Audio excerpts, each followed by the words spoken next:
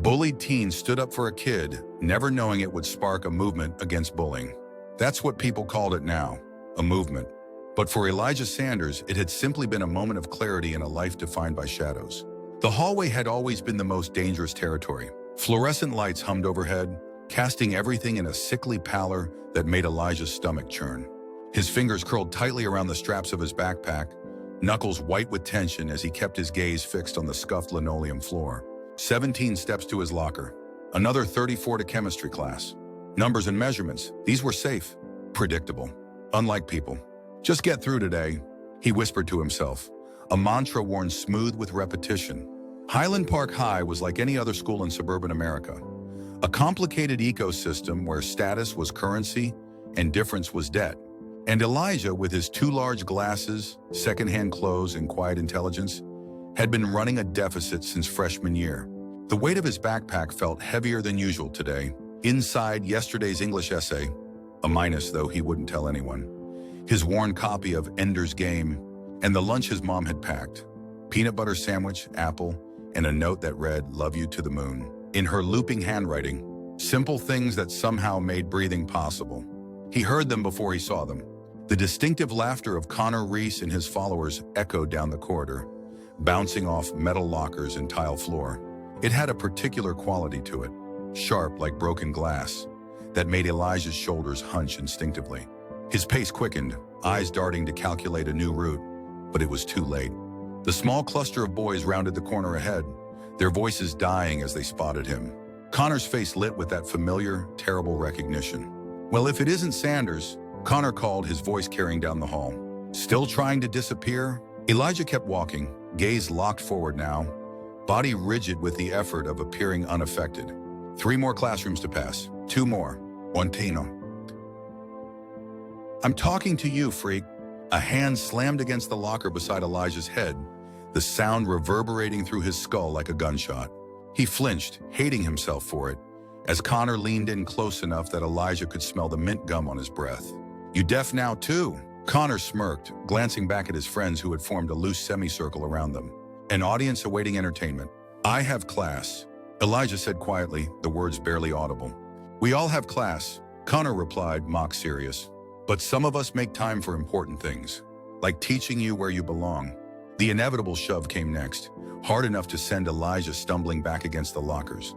His glasses slipped, and he caught them just before they fell. A familiar heat crawled up his neck as laughter rippled through the group. 3 years of this, and it still burned just as hot. "Tomorrow," Connor said, leaning in close. "Bring something worth taking." It was a familiar routine. The threat, the demand for lunch money or homework to copy, the promise that tomorrow would be worse. Elijah had learned to bring an extra sandwich to make duplicate assignments. Small sacrifices for temporary peace. But as Connor turned away, something unexpected happened. A sound, a small stifled cry from further down the hall caught everyone's attention. There, backed against the water fountain, was a boy Elijah recognized from the middle school across the street.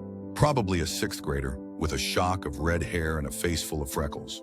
He must have been using the high school's library. It happened sometimes when the middle school's was closed for events. The boy's eyes were wide with fear as 2 of Connor's friends cornered him, pawing through his backpack. "Hey, look what we found," one of them called, holding up an inhaler. "Little guy's got breathing problems." The red-headed boy reached for it, panic flashing across his face. "Please, I need that." "You need to learn to ask nicely," the other tormentor replied, holding it just out of reach as the younger boy struggled to grab it. Something shifted in Elijah then. A subtle realignment, like tectonic plates moving deep beneath the surface. He watched the scene unfold as if from a distance, noting how small the middle schooler looked, how his chest heaved with either exertion or the beginning of an asthma attack. Elijah saw himself in that face.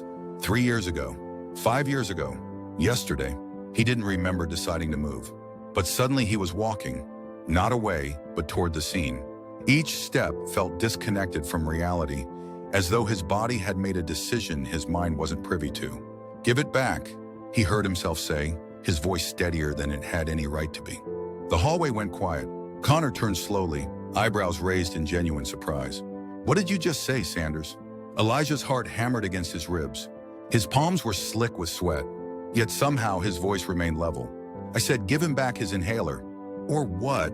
Connor stepped closer, towering over Elijah by at least 4 inches. You going to make me? The question hung in the air. Elijah knew he couldn't win this fight, not physically. Connor was on the wrestling team. Elijah spent his free periods in the library. The math was simple, but there was another calculation at work now, one that had nothing to do with survival odds and everything to do with the red-headed boy whose breathing was becoming audibly labored. No, Elijah said quietly, but I'll go to Principal Hargrove right now and tell him you took life-saving medication from a middle schooler. And then I'll call 911 and tell them the same thing. He reached for his pocket, pulling out his phone. Medical negligence. Endangerment of a minor. I wonder if that would affect your wrestling scholarship. The words didn't sound like his own. They were too confident, too direct. Yet they kept coming. Or, he continued into the stunned silence. You can give him the inhaler and we all go to class like nothing happened. For 3 heartbeats, no one moved. Then slowly, the boy holding the inhaler extended his hand. The red-headed kid snatched it back, immediately taking 2 desperate puffs. The relief on his face was immediate and palpable. Connor's expression darkened. You're dead, Sanders, he said, his voice low. You understand that? Dead. Elijah nodded, a simple acknowledgement of what they both knew was coming.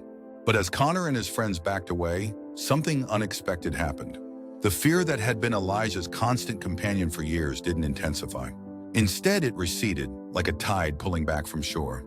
In its place was something fragile but undeniable. A small pocket of calm. The red-headed boy was staring at him, still clutching the inhaler. Thanks, he said between deep breaths. I'm Adam. Elijah. He adjusted his glasses, suddenly awkward now that the adrenaline was fading. You okay? Adam nodded. Yeah, I have pretty bad asthma.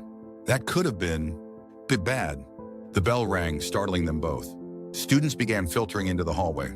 I should get back to my school, Adam said, shouldering his backpack. Then hesitating, they do that to you a lot? Elijah shrugged, uncomfortable with the direct question. Sometimes. Adam studied him for a moment longer than felt comfortable. That was brave. What you did?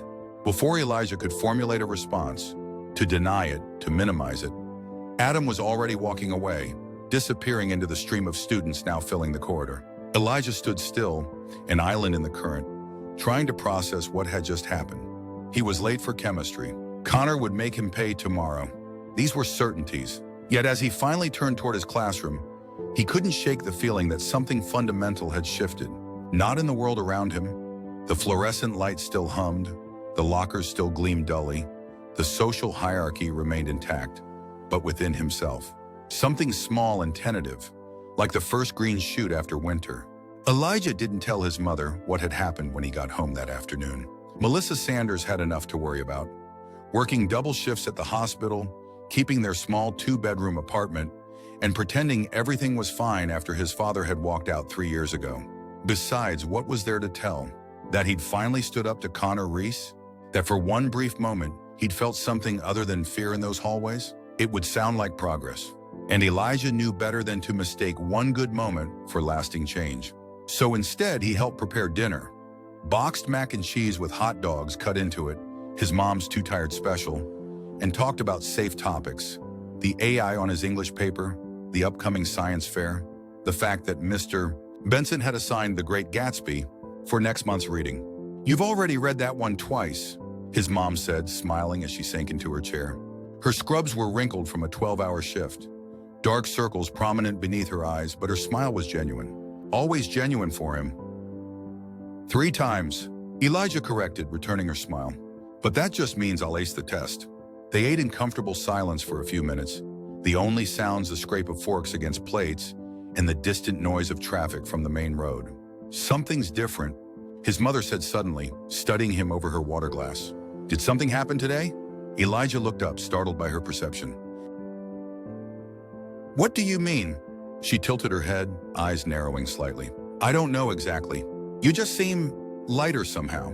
He shrugged, uncomfortable with her scrutiny. Just a normal day.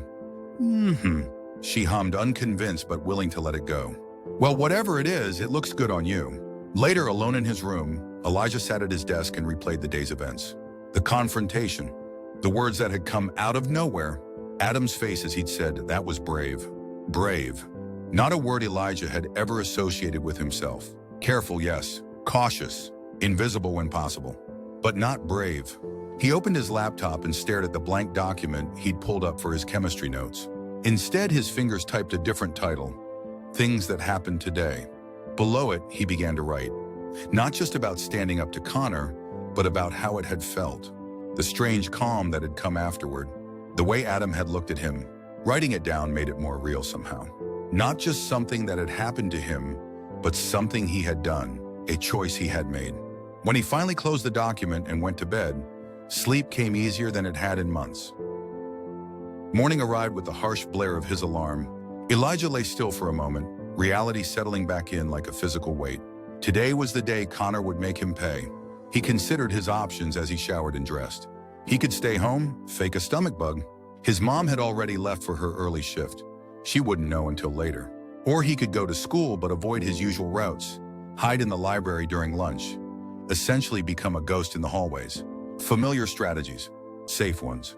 He was halfway through pouring cereal when he stopped, milk carton suspended midair. The memory of yesterday resurfaced, not just Connor's threat, but the look on Adam's face. That was brave. Elijah set down the milk, his appetite suddenly gone. For the first time in years, hiding didn't feel right. It felt smaller than what he was capable of. The realization was uncomfortable, like a new pair of shoes that hadn't been broken in yet. He wasn't sure it fit him, this new perspective, but he couldn't unsee it either. He arrived at school earlier than usual, his steps measured and deliberate as he walked through the main entrance. The hallways were still relatively empty, most students congregating in the cafeteria or outside before first bell. Elijah made his way to his locker, each step carefully placed as if walking through a minefield. He was putting away his lunch when he felt it, that prickle at the back of his neck that meant he was being watched. He turned slowly, half expecting to find Connor and his friends. Instead, a girl stood there, leaning against the lockers opposite his. Sophia Chen, editor of the school newspaper, senior class vice president, and a person who existed in a social stratosphere so far above Elijah's that they might as well have attended different schools. Elijah Sanders, right? She asked, pushing off from the lockers. He nodded, immediately wary. Popular students didn't know his name unless they wanted something, usually his homework. I heard what you did yesterday, she said, studying him with an intensity that made him want to check if his shirt was on backward. With that middle school kid, Elijah froze. How did you? My brother's in his class. Adam told him about it. She tilted her head. Why'd you do it? The question caught him off guard. Why had he done it? He hadn't really analyzed his own motivations beyond that instinctive moment of recognition, of seeing himself in Adam. He needed help, Elijah said finally, the simplicity of the answer surprising even himself. Sophia continued to study him, as if searching for something specific in his face. Whatever it was, she seemed to find it, because she nodded slightly. I've been working on a feature for the paper about the bullying problem here. She pulled a small notebook from her bag. Nobody wants to talk about it. Everyone's either a target who's afraid to speak up, or part of the problem, or just watching it happen. Elijah shifted uncomfortably, acutely aware that until yesterday, he'd firmly been in that last category. Would you be willing to talk to me about what happened? And maybe about what it's been like for you here? She tapped her pen against the notebook. No names in the article if you don't want, but real stories. Your story. The request hung in the air between them. Elijah stared at her, trying to detect any hint of a trap or mockery. But Sophia's expression remained earnest, her dark eyes steady on his. I don't think... He started, then stopped as a commotion further down the hall caught their attention. Connor had arrived, flanked as always by his usual group. His gaze swept the corridor and locked onto Elijah. The smile that spread across his face sent a chill down Elijah's spine. Think about it, Sophia said, following his gaze and lowering her voice. Here's my number. She pressed a small piece of paper into his palm before walking away, her posture straight and confident as she passed Connor's group without a second glance. Elijah quickly shoved the paper into his pocket and turned back to his locker, hoping that Connor might be distracted enough by Sophia's presence to forget about him. No such luck. Sanders. Connor's voice was deceptively friendly as he approached. They've been looking for you. Elijah closed his locker, using the moment to take a steadying breath. When he turned, Connor was inches away, close enough that Elijah could see the flecks of gold in his hazel eyes. Eyes that might have been called handsome if they weren't always filled with such contempt. About yesterday, Connor continued, his voice low enough that only Elijah could hear. That was a mistake. One I'm going to make sure you regret. It wasn't the threat itself that surprised Elijah. It was his own reaction to it. The familiar fear was there, yes, but alongside it was something else. A strange, quiet certainty that whatever happened next, he would survive it. He had survived 3 years of this already. What was one more bad day? It wasn't a mistake. Elijah heard himself say, the words quiet but clear, and I don't regret it. Connor's eyes widened fractionally, the only indication that Elijah had managed to surprise him. Then his expression hardened. After school, behind the gym, you and me. He leaned in closer. Unless you're too scared to show up alone. Before Elijah could respond, the first bell rang. Connor stepped back, his smile returning. See you later, Sanders. He turned and walked away, his friends following with backward glances and smirks. Elijah stood motionless, his heartbeat thundering in his ears. What had he done? More importantly, what was he going to do now? The second bell jolted him into motion. As he hurried toward his first class, his hand brushed against his pocket, feeling the small slip of paper Sophia had given him. A story. She wanted his story. The irony wasn't lost on him, that someone finally wanted to hear what he had to say on the very day he might end up with a broken jaw. If he showed up behind the gym after school, Connor would hurt him. That was a certainty. If he didn't show up, the torment would continue, possibly worse than before, now that he'd shown weakness by standing up once and then backing down. There didn't seem to be a right choice, just two different versions of wrong. As he slipped into his seat for first period, Elijah realized he was gripping Sophia's number so tightly it had crumpled in his fist. He carefully smoothed it out on his desk, staring at the neatly written digits. Maybe there was a third option. Not right exactly, but different. By lunch period, word had spread about the after-school showdown. Elijah felt eyes on him in the hallways, heard whispers as he passed. It was a strange experience for someone who had spent years perfecting the art of invisibility. He sat alone at his usual table in the cafeteria, mechanically eating his sandwich while trying to ignore the occasional glances from nearby students. He had just finished when a tray clattered down opposite him. Sophia slid onto the bench, her dark hair pulled back in a neat ponytail. So, she said without preamble, are you going to do it? Talk to me for the article? Elijah glanced around, acutely aware of how many people were watching them. Sophia Chen did not sit with invisible people. This interaction was noteworthy, suspicious even. Why me? He asked. Why now? Sophia unwrapped her sandwich, her movements precise and efficient. Because you did something different. In a school where everyone follows the same script day after day, you rewrote a scene. She took a bite, chewed thoughtfully. That's interesting. It was just, I don't know, instinct. Exactly. She leaned forward. Most people's instinct is to keep their heads down. Yours was to help. She studied him again with that unnervingly direct gaze. Also, I've been working on this feature for weeks with almost no real sources, and then my brother comes home talking about how some high school kid stood up to the meanest guys in the school to help his friend. She smiled slightly. Journalistic opportunity knocked. Elijah absorbed this, turning the apple from his lunch over in his hands. There's going to be a fight after school. Connor and me, behind the gym. Sophia's eyebrows shot up. Are you serious? You can't fight Connor Reese. He's twice your size. I know. Elijah set the apple down, untouched. I'm not going to fight him, but I can't not show up either. So what's your plan? Just let him beat you up? She frowned. That's not a plan, Elijah. That's martyrdom. He shook his head. No, I have an idea, but I need your help. He hesitated. And your camera. Sophia's expression shifted from concern to curiosity. My camera? The one you use for the newspaper. It records video, right? A slow smile spread across her face as understanding dawned. You want to document it, not just document, broadcast. Elijah leaned forward, lowering his voice. The school has that new website where they stream sports games. You're on the media committee. You have access to it, right? Technically, yes, but we only use it for official school events. Not, what if this was an event? The truth about Highland Park or something. Live. Sophia stared at him, her sandwich forgotten. You want to live stream Connor Reese beating you up? That's crazy, Elijah. No, I want to live stream what happens when someone finally stands up to him. Elijah's voice grew stronger with each word. Not just for me, for everyone who's ever been afraid to walk these halls. For that kid Adam and all the other Adams out there. You'll get suspended, maybe expelled, maybe, but so will he. Elijah met her gaze steadily. And maybe, just maybe, things will be different afterward. For everyone. Sophia sat back, her expression unreadable for a long moment. Then she pulled out her phone and began typing rapidly. "What are you doing?" Elijah asked. "Texting my media committee. I need at least one more camera person." She looked up at him, a gleam of determination in her eyes. "If we're doing this, we're doing it right." For the first time that day, Elijah felt the knot in his stomach loosen slightly. He wasn't alone in this anymore. "One condition," Sophia said, putting her phone down. "You give me that interview. The full story. Everything you've seen, everything you've experienced. No holding back." Elijah hesitated only briefly before nodding. "Das deal." As they finished their lunch, making plans in hushed voices, Elijah found himself thinking of Adam.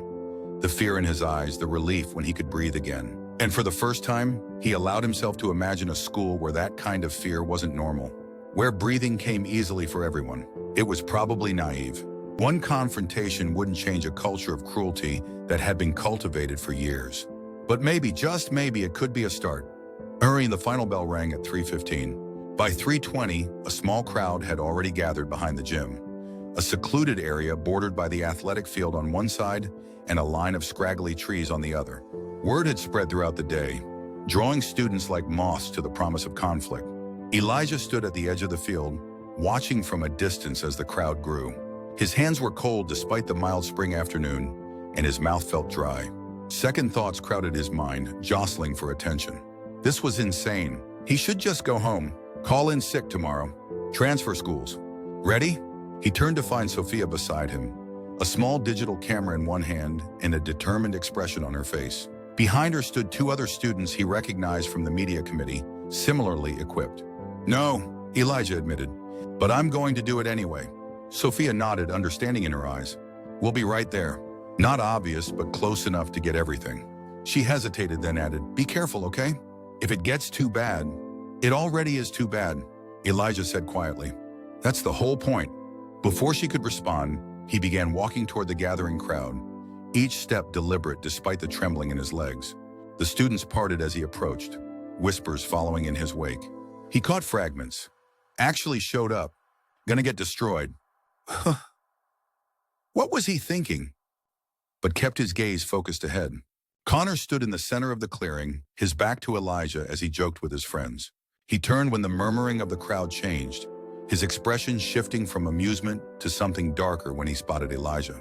"Well, look who decided to be a man," Connor called loud enough for everyone to hear. "Thought you might have run home to mommy."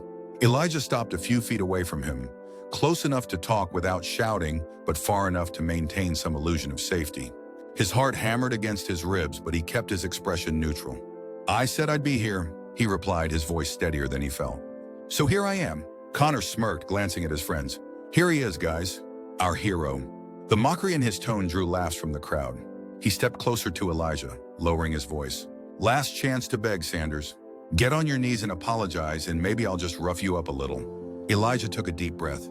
This was the moment, the point of no return.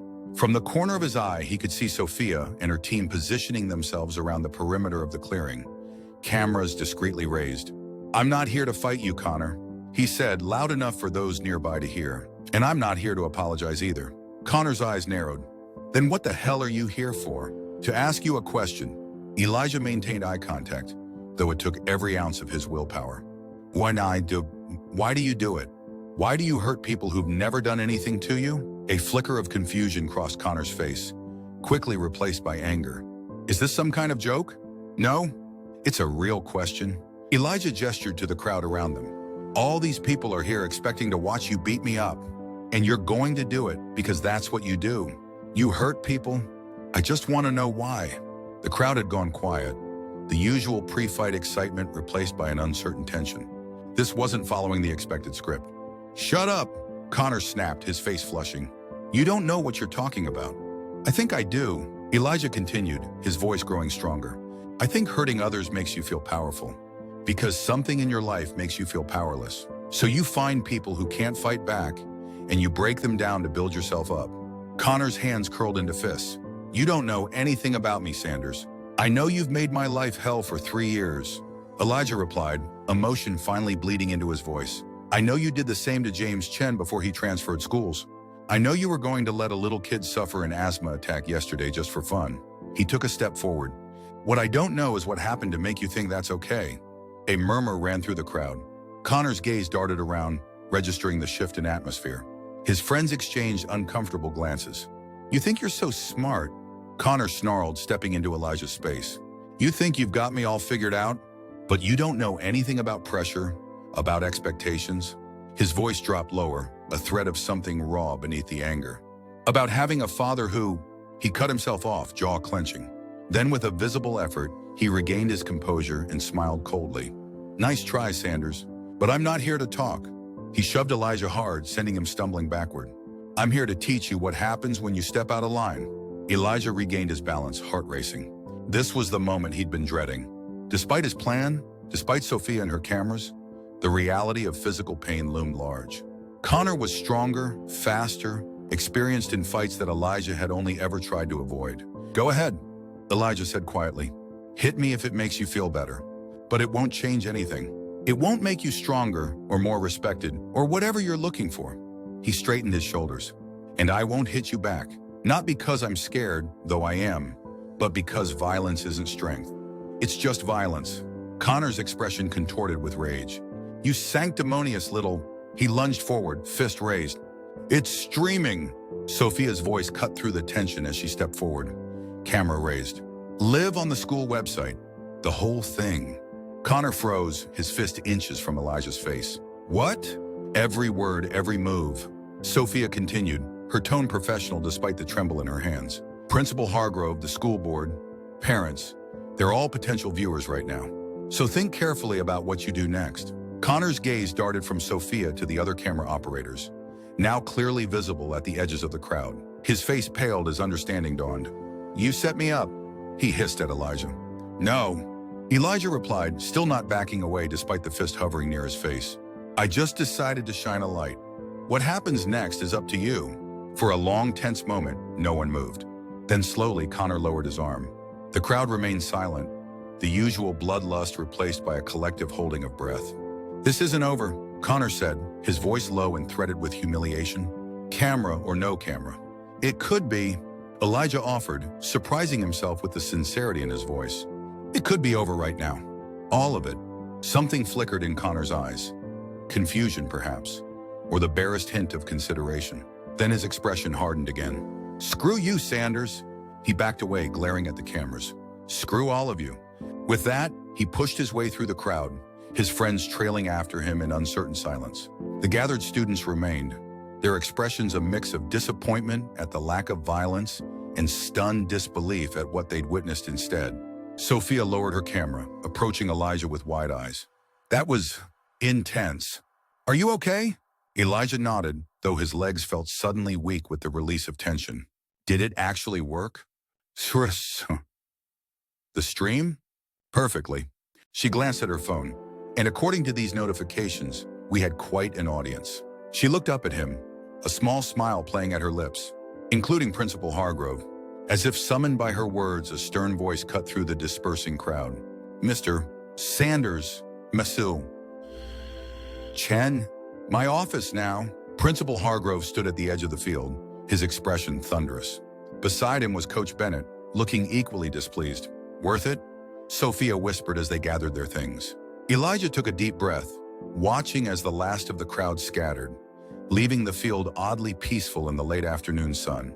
Ask me after detention, he replied, but there was a lightness in his chest that belied his words. Whatever came next, a punishment, backlash, further confrontation, something had changed today. Not just for him, but perhaps for Highland Park as a whole. He'd spoken his truth, not from a place of anger or revenge, but from that quiet certainty that had been growing inside him since the moment he decided to help Adam. The feeling had a name, he realized as he walked toward the principal's office. Not bravery exactly. Something simpler. Hope.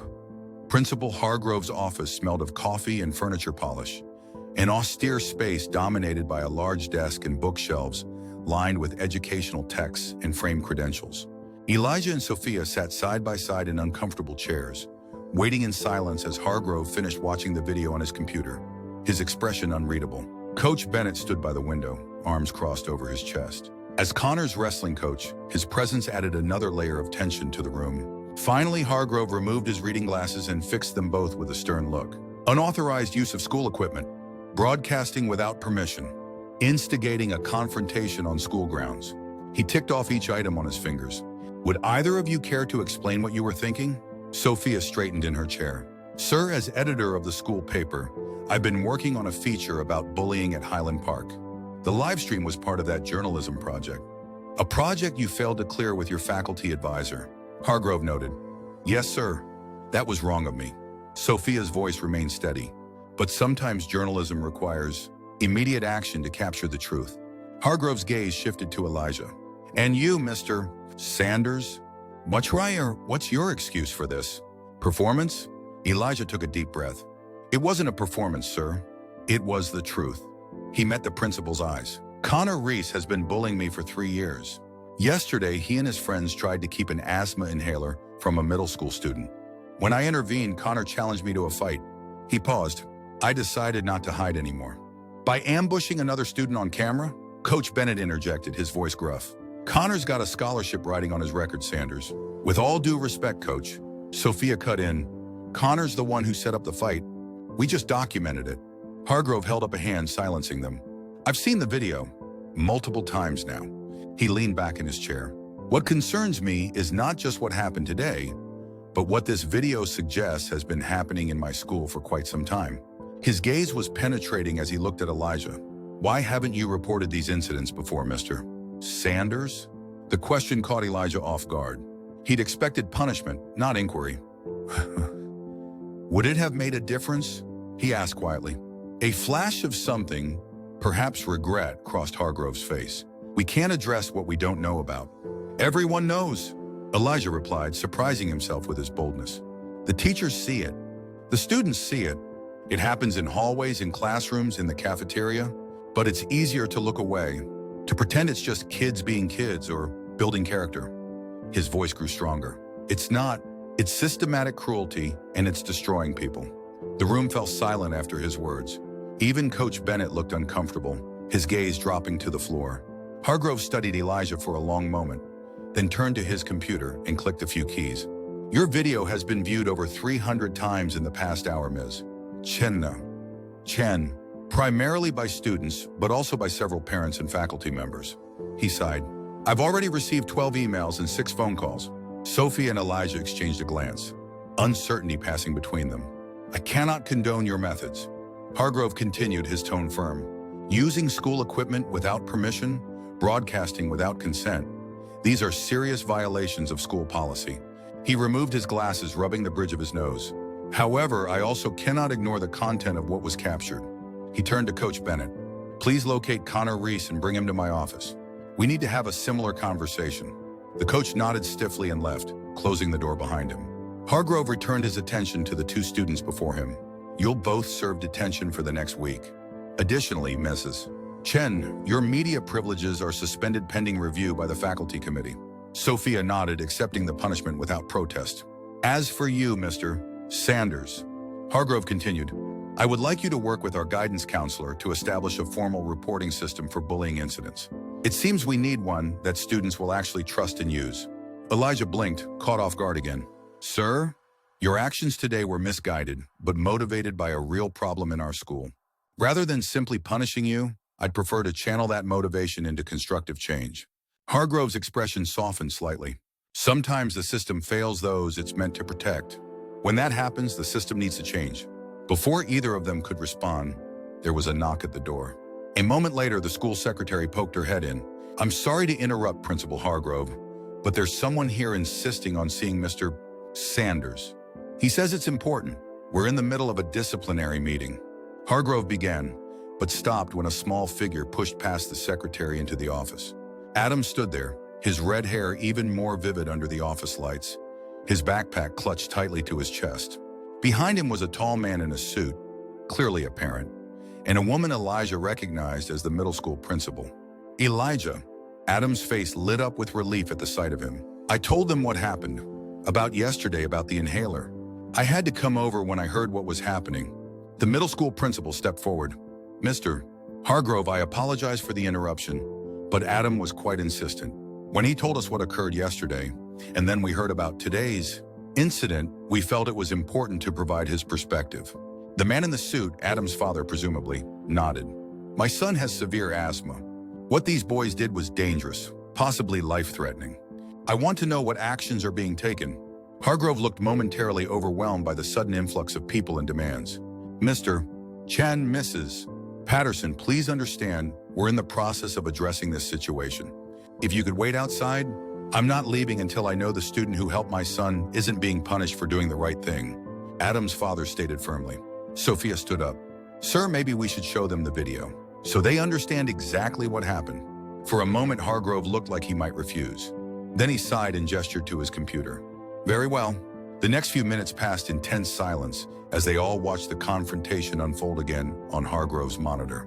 Elijah found himself unable to watch, instead focusing on Adam, who had moved to stand beside his chair. You didn't tell me they were going to fight you because of me? Adam whispered, his expression troubled. It wasn't because of you, Elijah assured him. It was going to happen anyway. You just gave me a reason to stand up instead of lie down. When the video ended, the office was quiet for a long moment. Well, Adam's father said finally, his voice tight with controlled anger. I think I've seen enough. Mr. Hargrove, I expect appropriate disciplinary action for the students who endangered my son. And as for this young man, he placed a hand on Elijah's shoulder. He has my deepest gratitude. If this is what passes for troublemaking in your school, perhaps you need more of it. Mrs. Patterson, the middle school principal, nodded in agreement. I'll be following up as well, James. This affects students under my care too. The conversation continued, voices rising and falling as parents, principals, and Sophia all contributed their perspectives. Amid the swirl of adult concerns and policies, Adam leaned close to Elijah again. I told everyone, he said, his voice quiet but fierce. All my friends, my teachers, about what you did, about what those guys tried to do to me. His eyes were bright with conviction. I'm not going to let them pretend it didn't happen. Something warm unfurled in Elijah's chest at those words. This, he realized, was what had been missing all along. Not just someone to stand up for him, but the chance to stand up for someone else. To break the cycle of silence that allowed cruelty to flourish. Thank you, he said simply. Adam grinned, a flash of braces and freckles. No, thank you. My dad says you've got, what did he call it? Moral courage. He said the phrase carefully, like he was trying it out. I think that's better than the regular kind. As the adults continued their discussion, Sophia caught Elijah's eye across the room and gave him a subtle thumbs up. Whatever happened next, punishment, backlash, change, they had started something together. Something that might actually matter. For the first time in years, Elijah felt the heavy cloak of invisibility slip from his shoulders. Not because he suddenly craved attention, but because he no longer feared being seen. The next week passed in a blur of unexpected developments. Connor and his two friends received 2-week suspensions, with Connor additionally removed from the wrestling team pending a review of his behavior. Elijah and Sophia served their detentions diligently, using the time to draft proposals for the new anti-bullying initiative Principal Hargrove had tasked them with developing. But the most surprising change wasn't in school policy or punishment, it was in the halls themselves. The video had spread beyond the initial live stream, saved and shared across social media by students who'd watched it. What had begun as entertainment, the promise of a fight, had transformed into something else entirely. A conversation, a reckoning. On Wednesday, Elijah arrived at school to find his locker decorated with small post-it notes. Dozens of them in different handwritings. Thank you for saying what I couldn't. Same thing happened to me freshman year. You made me feel less alone. I'm sorry I never helped when I saw it happening. He stood there stunned as students passed by. Some nodded at him, others gave small smiles or thumbs-up gestures. No one stopped to claim responsibility for the notes. They didn't need to. The message was clear. He'd spoken for many when he'd thought he was only speaking for himself. Thursday brought another surprise. As Elijah sat alone at lunch, his table gradually filled with unfamiliar faces. Students from different grades, different social groups, all quietly taking seats around him. No one made a big show of it. No dramatic declarations of friendship. Just the simple act of sharing space, of refusing to maintain the invisible boundaries that had defined their social ecosystem for so long. By Friday, Sophia had compiled over 30 anonymous accounts of bullying experiences at Highland Park. Not just involving Connor's group, but throughout the school's culture. With Hargrove's reluctant permission, They were published as a special issue of the school newspaper, titled simply, "We See You, We Hear You, We Believe You." The papers disappeared from their distribution points within hours, passed from hand to hand with an urgency that suggested they contained far more than just school news. They held validation, recognition of a shared experience that had long been suffered in isolation. Through it all, Connor remained conspicuously absent, both physically due to his suspension and in the conversations happening around the school. This wasn't about revenge against one bully. It had become about something larger, a system that had allowed bullying to become as natural as breathing, and the collective decision to change that system. On Friday afternoon, as Elijah was leaving his last detention session, he found Adam waiting for him in the hallway, sitting cross-legged on the floor with a book open on his lap. "Hey," Elijah said, surprised. "What are you doing here?" Adam scrambled to his feet, shoving the book into his backpack. "Waiting for you. I have something to show you." Without further explanation, he led Elijah through the mostly empty halls and out to the front of the school. There on the main steps stood a small gathering of middle schoolers, maybe 15 in all, with Adam's bright red hair at the center. "What's going on?" Elijah asked, confusion giving way to curiosity as he noticed they were all wearing the same thing. Plain white t-shirts with hand-drawn designs on them. Adam beamed. "It's our club. Well, movement, really." He pulled Elijah closer to the group. "We call ourselves the Upstanders because we're not going to be bystanders anymore." The middle schoolers parted to reveal their shirts more clearly. Each had a unique design, but all featured some variation of a simple logo. A stick figure with one arm raised, as if reaching out to help. "See, we've all seen bullying," Adam explained, his words tumbling out in excitement. "Most of us have experienced it. But after what happened with you, after you helped me, we decided we needed to do something different." One of the other kids, a girl with braided hair, stepped forward. "We made a pledge to never just watch when someone's getting picked on. We help, or we get help, or we just stand with them so they're not alone. And we're going to teach the 6th graders when they come next year," another boy added. "So it keeps going." Elijah stood speechless, taking in their earnest faces and homemade shirts. These were children, 12 and 13-year-olds, organizing themselves against the cruelty they'd already experienced or witnessed. Their methods were simple, their logo childish, but their determination was palpable. "This is amazing," he finally said, his voice thick with unexpected emotion. "You did all this in a week?" Adam nodded proudly. "We're doing a presentation for our whole school on Monday. And we wanted to ask," he suddenly looked nervous, glancing at his friends for support, "would you come talk to them? Tell your story? We think it would help." The request was so sincere, so hopeful, that Elijah felt something catch in his throat. A week ago, the idea of standing in front of a room full of people to talk about his experiences would have been unthinkable. Now, looking at these kids who had been inspired to create something positive from his moment of courage, it seemed like the only possible response. "I'd be honored," he said. Adam's face lit up with relief and excitement. "Great! And we were thinking, maybe after that, we could come to your high school too. Make it like a joint thing?" Sophia already said she'd help with publicity. Elijah raised his eyebrows. "You've talked to Sophia?" "Oh yeah," Adam said casually. "She interviewed all of us for her next article. She's calling it the Upstander effect or something like that." Before Elijah could process this information, a car horn honked nearby. Adam glanced over his shoulder and sighed. "That's my dad. I gotta go." He hesitated, then surprised Elijah with a quick hug. "Thanks again." For everything. As the group dispersed, calling goodbyes and reminders about their Monday presentation, Elijah remained on the steps, watching them go. The afternoon sun slanted across the school grounds, casting long shadows but illuminating the departing middle schoolers in golden light. A movement to his right caught his attention. Sophia had appeared beside him, camera in hand. "Got some good shots," she said, showing him the display screen. The upstanders with their shirts, Adam's animated expression as he explained their mission. "This is turning into something bigger than either of us expected, isn't it?" Elijah nodded, still processing the rapid evolution of events. "They're just kids," he said softly. "But they're so determined. Sometimes it takes a kid to see things clearly," Sophia replied, sitting down on the steps. After a moment, Elijah joined her. "Adults get used to the way things are. They forget to imagine how things could be." They sat in companionable silence for a while, watching as the last of the middle schoolers disappeared from view. "Connor comes back next week," Sophia said eventually. "Are you worried?" Elijah considered the question, probing his feelings like testing a bruise to see if it still hurt. "Yes," he admitted, "but not like before. It's different now. Because you're not alone?" "Partly that." He picked at a loose thread on his jeans. "But also because I'm not the same person he left behind." "I don't think any of us are." Sophia nodded, understanding in her eyes. "The article comes out Monday morning. Your story, along with 29 others. Anonymous, like I promised, but powerful together." She bumped his shoulder gently with her own. "Ready for whatever comes next?" Elijah looked out at the school grounds, thinking about the past week. The notes on his locker, the quiet solidarity at lunch, Adam and his upstanders with their homemade t-shirts and fierce determination.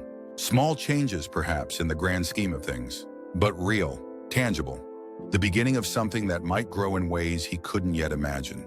"Yeah," he said, surprised to find it was true. "I think I am." Monday morning dawned clear and crisp, a perfect spring day that belied the tension humming through Highland Park's hallways. The special edition of the school paper had been distributed before first bell, and by second period, it seemed every student was either reading it or discussing it in hushed, urgent tones. Elijah's story was there among the others. Anonymous as promised, but detailed enough that those who knew him might recognize the experiences described. The collective impact of 30 testimonials, laid out page after page, was undeniable. A pattern too consistent to dismiss as isolated incidents or exaggeration. By lunch, Principal Hargrove had called an emergency assembly for the following day. The announcement came with a statement that began circulating as quickly as the newspaper had. Highland Park High School is committed to providing a safe learning environment for all students. Recent events have made it clear that we have not fully lived up to this commitment. Tomorrow's assembly will address these concerns directly and outline immediate changes to school policy. The message continued, but those first lines were what caught everyone's attention. An admission, an acknowledgement that the problem was real, not imagined. For many students, it was the first official validation they'd ever received. Elijah was at his locker, reading the announcement on his phone, when he felt someone approach. He looked up, tensing instinctively before recognizing the girl standing there. Lisa Delaney, a sophomore he knew only vaguely, though they'd shared a math class the previous year. "Is it true?" she asked without preamble. "That you're the one who started all this?" Elijah hesitated, unsure how to respond. The live stream had shown his face, of course, but the subsequent movement had grown beyond that single confrontation. "I just stood up for someone," he said finally. "Everything else happened because people were ready for change." Lisa studied him for a moment, then held out her hand. In her palm lay a small pin, a simplified version of the Upstanders logo, a figure with one arm raised. "My little sister's in middle school with Adam," she explained. "She made these last night for their presentation. She wanted me to give you this one." A small smile touched her lips. "Apparently, you're kind of a big deal with the 7th grade crowd." Elijah took the pin, oddly moved by the simple design and what it represented. "Thanks. I never meant to start anything. Sometimes the most important things start by accident," Lisa said with a shrug. "Anyway, I just wanted you to know. What you did, it mattered. To a lot of people." She gestured vaguely to the newspaper poking out of his backpack. "I'm number 16. The girl who found her textbooks in the toilet every Thursday for a semester." Before Elijah could respond, she turned and walked away, disappearing into the flow of students changing classes. He looked down at the pin in his palm, then carefully attached it to the strap of his backpack where it would be visible. The rest of the day passed in a similar fashion. Small moments of connection, brief acknowledgments, a subtle but unmistakable shift in the social atmosphere. Not dramatic, not complete, but real. Like the first few drops of rain that signal a change in weather. After his last class, Elijah made his way to the middle school across the street. He'd promised Adam he would attend their Upstanders presentation, despite his nerves about speaking to a room full of preteens about his experiences. The middle school auditorium was smaller than Highland Park's, but it felt full as students filed in, teachers directing traffic with varying degrees of patience. Adam spotted Elijah at the door and waved him over to the side of the stage, where the Upstanders were gathered in their hand-decorated shirts, a mix of excitement and nervousness on their young faces. "You came!" Adam's relief was palpable. "I was afraid you might change your mind." "I promised, didn't I?" Elijah smiled, trying to project a confidence he didn't entirely feel. "Though I'm not sure what I'm supposed to say." Just tell them what happened, Adam said simply. How it felt, and why you did it. That's all anyone needs to hear. The simplicity of his faith made something twist in Elijah's chest. I'll do my best. The presentation itself was endearingly earnest. A mixture of statistics on bullying that the kids had researched, personal anecdotes delivered with varying degrees of composure, and their handmade pledge that scrolled across the screen in slightly wobbly handwriting. I will not stand by. I will stand up. I will be an upstander. When it was Elijah's turn to speak, he approached the podium with dry mouth and trembling hands. Looking out at the sea of young faces, he momentarily forgot the careful points he'd prepared. So instead, he simply told the truth. A week ago, I was afraid every day. He began, his voice quiet at first but gaining strength. I spent 3 years trying to be invisible because I thought that was the only way to survive. I kept my head down. I took different routes to class. I ate lunch alone. I thought it was just the way things had to be. The auditorium was silent. Every young face turned toward him. Then I saw Adam in trouble, and something changed. Not because I suddenly became brave, but because in that moment, being afraid of what might happen to me seemed less important than what was already happening to him. He adjusted his glasses, a nervous habit. I wish I could tell you I had some grand plan or noble intention. The truth is, I just couldn't walk away. Not again, not one more time. He glanced at Adam, who gave him an encouraging nod. What I've learned since then, what all of you have taught me with your upstanders group, is that courage isn't about not feeling fear. It's about feeling it and moving forward anyway, because something matters more than that fear. He touched the pin on his backpack strap, and when enough people make that choice, even once, it changes everything. As he finished speaking, the auditorium erupted in applause. Not just polite clapping, but the enthusiastic, slightly chaotic response of middle schoolers genuinely moved. Adam beamed from the side of the stage, giving Elijah a thumbs up as he made his way back to his seat. The rest of the presentation passed in a blur of young voices and sincere pledges. By the end, nearly every student in the audience was wearing one of the homemade upstander pins, having signed their names to the movement's simple promise. As Elijah was leaving, Mrs. Patterson, the middle school principal, stopped him at the door. That was quite something, she said, studying him with thoughtful eyes. Those kids adore you, you know. You're a hero to them. Elijah shook his head, uncomfortable with the label. I'm really not. I'm just a teenager who made a choice. She finished for him. That's precisely why they connect with what you did. You've shown them that they have choices too, even when it seems like they don't. She smiled. Sometimes the most powerful messages come from the most unlikely messengers. As he walked home that afternoon, Elijah turned her words over in his mind. An unlikely messenger. It was true. Nothing in his past had suggested he would become the face of any kind of movement, let alone one against bullying. He'd been defined by his silence, his invisibility, the last person anyone would have expected to spark change.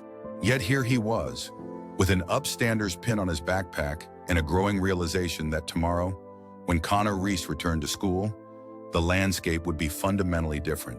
Not because Elijah had become powerful overnight, but because the culture of silent acceptance had begun to crack. Whether that would be enough to actually change Connor was another question entirely. But for the first time, Elijah found himself hoping not just for protection from his tormentor, but for something more complex, a transformation that might reach even Connor himself. It was probably naive. But then again, a week ago, he would have said the same about everything that had happened since. He was nearly home when his phone buzzed with a text from Sophia. Just heard from my contact in the office. Connor's dad came to see Hargrove this afternoon. Requested counseling for Connor as part of his return. Something's happening. See you tomorrow. Elijah stared at the message, trying to process its implications. Counseling? For Connor? It seemed impossible. Yet the evidence was right there on his screen. As he climbed the steps to his apartment, Elijah felt a strange mixture of emotions. Hope, apprehension, and something else he couldn't quite name.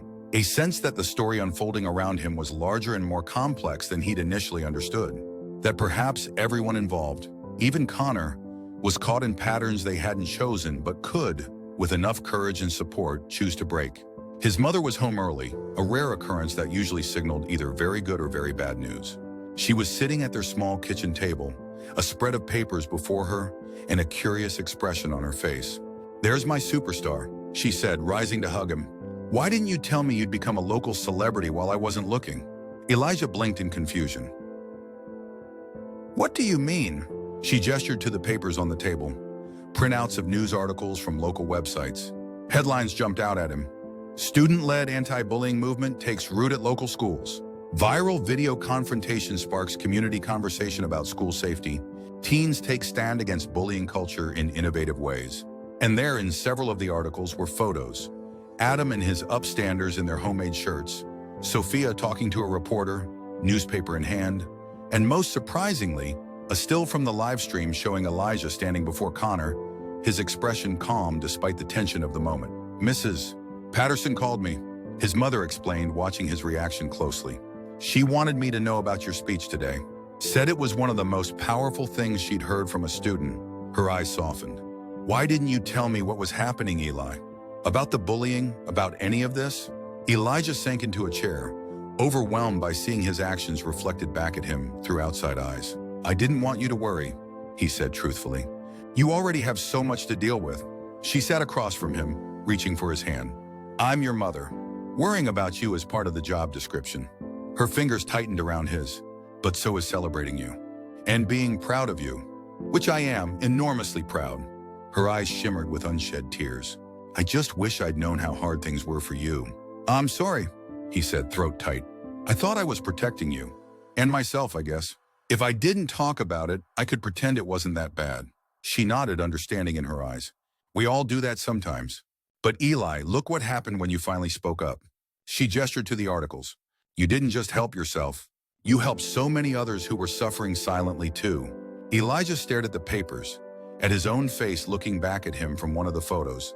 It was strange seeing himself this way, not as he'd always thought of himself, small and insignificant, but as someone whose actions had rippled outward, touching lives beyond his own. I'm not sure what happens next, he admitted. Connor comes back tomorrow. The school's having this big assembly about bullying policies. Everything's changing so fast. His mother squeezed his hand again. That's how real change often works. Nothing happens for so long that you think nothing ever will. Then suddenly everything happens at once. She smiled gently. The important thing is that you're not facing it alone anymore. None of you are. Later that night, as Elijah prepared for bed, he found himself returning to his laptop, opening the document he'd started the day after helping Adam. Things that happened today had grown into a detailed account of everything that had unfolded since. Not just events, but his feelings, his fears, his moments of unexpected strength. At the bottom of the document, he began a new entry. Tomorrow, Connor comes back to school.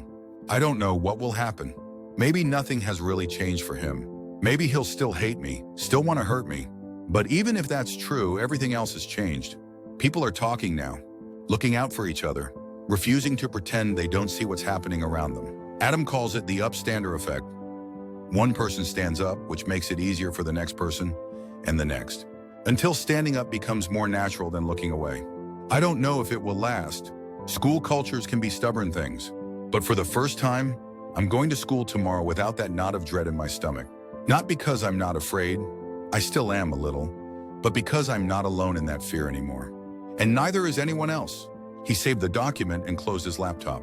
Tomorrow would bring whatever it brought, but tonight he would sleep without nightmares for the first time in years.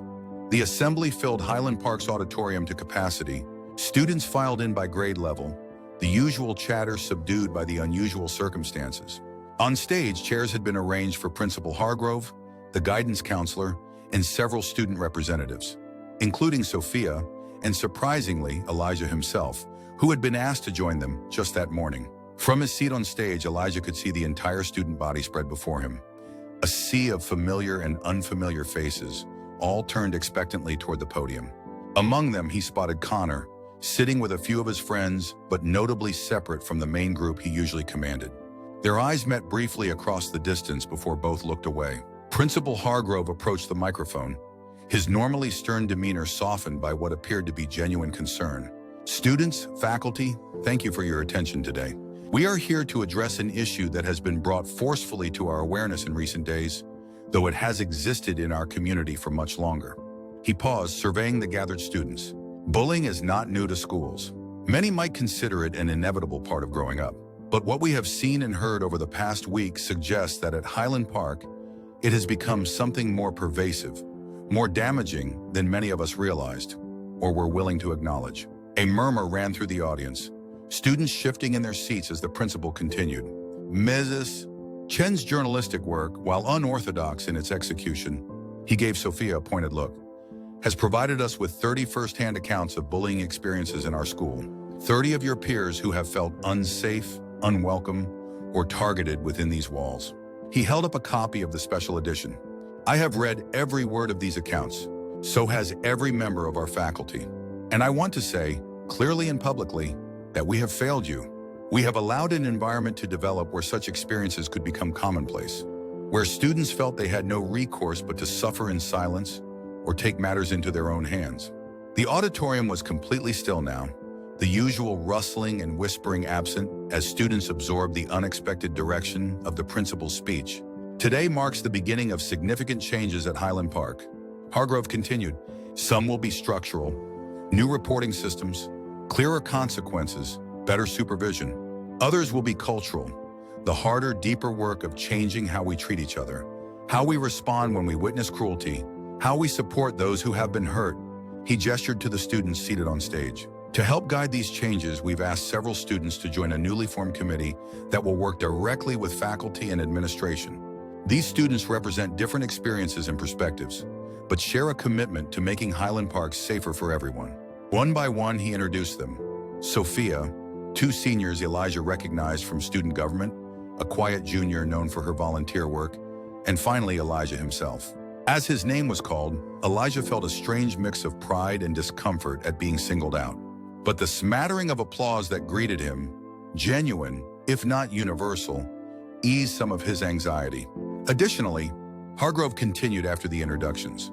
We will be implementing a peer mentorship program in conjunction with Patterson Middle School, whose students have created their own initiative called the Upstanders.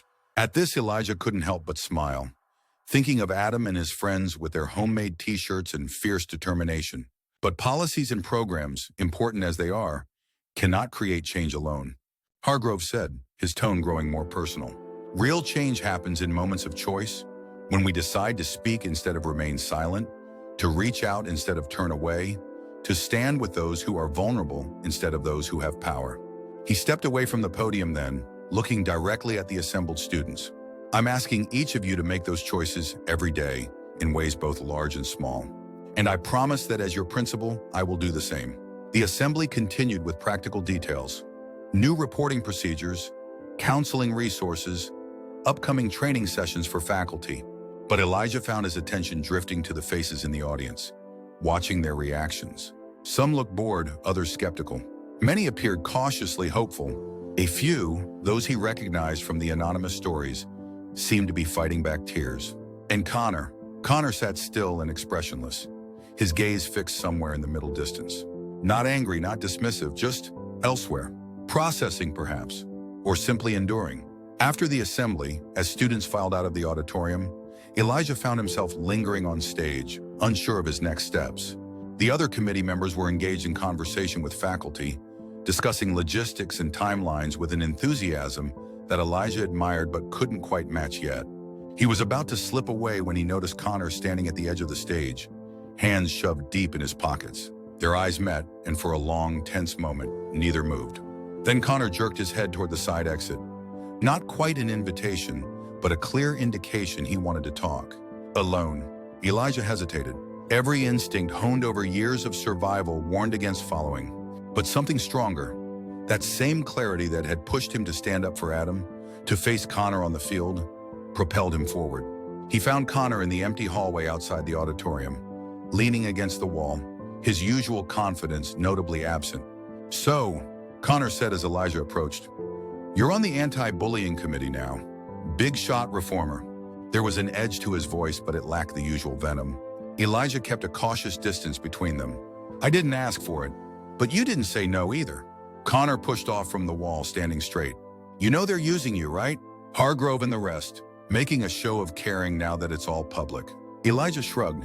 "Maybe, but if it helps make things better, I don't really care why they're doing it." Connor studied him, a flicker of something unreadable passing across his face. "You really believe all this is going to change anything? Some assembly, some new reporting system?" He made air quotes around the words. People don't change, Sanders. Not really. I think they can, Elijah replied quietly. If they want to. Connor laughed, though the sound held little humor. Easy for you to say. You're the hero in this story. The good guy. He shook his head. What about the rest of us? The ones who've been cast as villains? The question caught Elijah off guard. There was something in Connor's tone.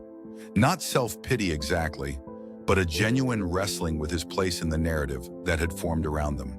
I don't think anyone's just one thing, Elijah said carefully. Hero, villain, those are simplifications. Everyone has reasons for what they do, even if those reasons don't excuse their actions. Connor's jaw tightened. For a moment, Elijah thought he might lash out, fall back into the familiar pattern of aggression when confronted with vulnerability. Instead, he sighed, shoulders slumping slightly. My dad's making me see a therapist, he said abruptly. Twice a week. Says if I don't get my act together, he'll pull me out of wrestling permanently. He looked away. He saw the video. Everyone saw it. Elijah nodded, unsure how to respond to this unexpected confidence. The thing is, Connor continued, his voice lower now, he's not even mad about the bullying. Just that I got caught. That I embarrassed the family. His laugh was hollow, because apparently the problem isn't what I did, it's that people know about it now. There was such naked pain in the admission that Elijah felt a surprising twinge of empathy. Not enough to erase the history between them, but enough to recognize the complexity beneath the surface. That's messed up, he offered finally. Yeah. Well, Connor straightened, some of his usual mass sliding back into place. Just thought you should know, this whole movement of yours, it's not as simple as good guys winning and bad guys getting what they deserve. He started to turn away, then paused. For what it's worth, I didn't know the kid had asthma. The middle schooler. I wouldn't have. That wasn't supposed to happen. It wasn't an apology, not really, but it was something. An acknowledgement. A small crack in the armor. I believe you, Elijah said, and was surprised to find he meant it. Connor nodded once.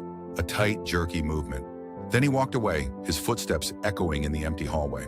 Elijah remained where he was, processing the strange encounter. It hadn't gone the way he'd expected. Neither a confrontation nor a reconciliation, but something messier, more human. A reminder that behind every role people played, bully, victim, bystander, was a person shaped by forces not entirely of their own making. Everything okay? Sophia's voice came from behind him. She approached cautiously, glancing down the hall where Connor had disappeared. I saw you two talking. Yeah, Elijah said, still trying to make sense of it himself. I think it was important. That conversation? Sophia studied his face. You know, when I first started working on the bullying article, I thought it would be simple. Expose the bad guys, give voice to the victims, call for justice. She leaned against the wall beside him. But every story I collected was different, complicated. Even the ones that seemed straightforward on the surface had all these layers underneath. Elijah nodded, thinking of Connor's words about his father. People are messy. Exactly. Which makes fixing problems between people even messier. She sighed. I still believe in what we're doing. The movement, the changes. I just think we need to remember that real change isn't about villains getting punished. It's about everyone finding a better way forward. They stood in companionable silence for a moment, the empty hallway peaceful around them. The middle schoolers are coming next week, Sophia said eventually, for the peer mentoring program. Adam's leading their delegation, apparently. Elijah smiled at that. Of course he is. He reminds me of you, you know. Same quiet determination. I'm not sure I was ever that brave at his age, Elijah admitted, or any age before last week. Sophia bumped his shoulder lightly with her own. Courage isn't a constant state of being. It's a choice you make moment by moment. She pushed off from the wall. Come on. The committee's meeting in the library to set up our first agenda. Our movement needs its accidental founder. As they walked together down the sunlit corridor, Elijah found himself thinking about ripples. How one small action could spread outward in ways impossible to predict. Adam standing up for himself because Elijah had stood up for him. Middle schoolers forming a club that would teach incoming students. High schoolers sharing stories they'd kept silent for years. Even Connor facing his own complex truth in therapy sessions he'd never sought but might nonetheless need. None of it perfect. All of it messy, human, and real. But moving undeniably towards something better. Outside the library doors, Sophia paused. You know, we never settled on an official name for what's happening here. The newspaper's been calling it the Highland Park Anti-Bullying Initiative. which is accurate but boring. She looked at him expectantly. Any ideas? Elijah thought for a moment, remembering Adam's simple logo, the figure with one arm raised, reaching out. What about the upstander effect? He suggested. Like Adam's group, but for everyone. A reminder that it's not about being perfect or fearless, just about making the choice to stand up when it matters. Sophia's face lit with approval. The upstander effect? She repeated, testing the phrase. I like it. It's exactly what happened, isn't it? One person stands up, which makes it easier for the next person, and the next. She pulled open the library door. Let's go propose it to the committee. As they entered the library, where students and teachers were already gathered around tables strewn with papers and ideas, Elijah felt a profound sense of rightness. Not because everything was solved, it wasn't and wouldn't be for a long time, if ever, but because something had begun here that was genuine and necessary and alive with possibility. One small act of courage rippling outward. One bullied teen who stood up for a kid, never knowing it would spark a movement against bullying that would continue long after they had all moved on from Highland Park's halls. A single choice that changed everything.